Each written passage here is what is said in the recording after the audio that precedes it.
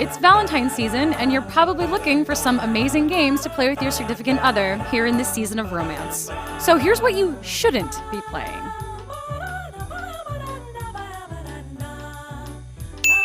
Picking who gets to be who in Disney Infinity sucks. Want to shoot ice beams at everyone like Elsa? Too bad, you're Olaf the Snowman. You can't be Mickey Mouse because she insists on using her limited edition Kingdom Hearts King Mickey outfit power disc, so you get stuck with shitty Donald Duck. Han Solo and Chewbacca? Guess what? You're Chewbacca. And if your character dies, you can just swap to another, which is a great excuse for your partner to not cover you in combat. It's fine, honey. You can just switch to someone else. But I don't want to switch to someone else. I want it to be Han Solo. Why don't you give me your fucking Han Solo and then we can continue the game. Speaking of Disney things best left out of your relationship, Star Wars Battlefront is a terrible relationship-building game in the event that one of you is super bad at shooters. There's nothing more annoying than trying to get Emperor Palpatine out of your rebel base while your SO is running in circles trying to get a better view of him as he lightning fingers to death all of your teammates around you. You shouldn't play this game with someone you have to sleep next to at night because Battlefront is all about that team cohesion and tension mounts when someone just isn't pulling their weight. I need you to shoot that, honey. I'm trying, dear. We'll try harder, sweetheart. Well, go f*** yourself, darling. I should say any MOBA ever, because nothing kills the mood like an action real-time strategy online battle arena. You didn't equip mana and magic sticks or whatever, and then you died, and your partner is all super pissed that you weren't there to back him up in mid when the other team's jungler came out and summoned a void that blew everyone up. There's too many things that can go wrong, and you will always, always find a way to blame each other. When she's not there to set up a ward for him, or he doesn't have a courier or whatever, the tensions run high, and I can hear it on team chat, and I imagine that nobody got any that night. Haven't you learned by now that these games are designed specifically to destroy your relationships?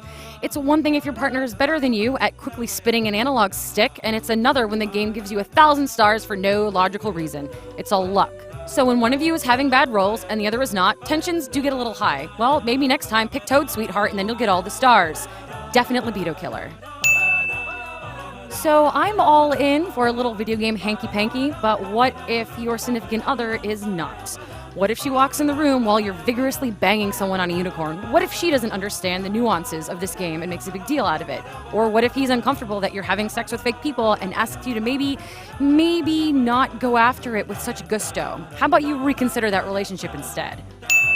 I am saving you all some trouble by heading you off at the pass with this one. You make some pretty big decisions, but a lot of it is just sexting over a walkie-talkie. Also, you might learn a few things about your partner that maybe you don't like. Firewatch is your alone time. Firewatch is a game about you and your decisions. There's some things I want you to know, honey. There's some things I don't. This is one of them. Please leave. Your best girl is Rise. His is Yukiko. It is not going to work out.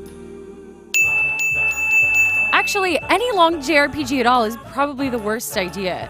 I mean, you're sitting there spending hours grinding, and not the fun kind, while she sits there and waits for you to get to the next major story beat. If you want to play a story game together, that's fine, but when leveling up your character comes first, you're not at all.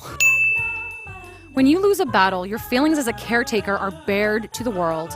How you treat and raise your Pokemon is a direct reflection of how you would treat creatures in your care in the real world. Mostly babies. Whenever you lose to your sweetie in a Pokemon match, they're secretly thinking about how terrible you will be at raising children. So what if Bulbasaur learned Cut? It wasn't enough to take down its enemy, therefore your offspring will be ill-equipped to deal with anything in the real world. The more Pokemon you let faint in a match, the more likely it is your children will get into accidents because of your inadequate parenting. And your significant other? They noticed. AKA that game where you get to pick each other up and throw them into lava instead of working together to do what you're actually supposed to do. Do this to your girlfriend one too many times and you'll be on the couch after the game finishes.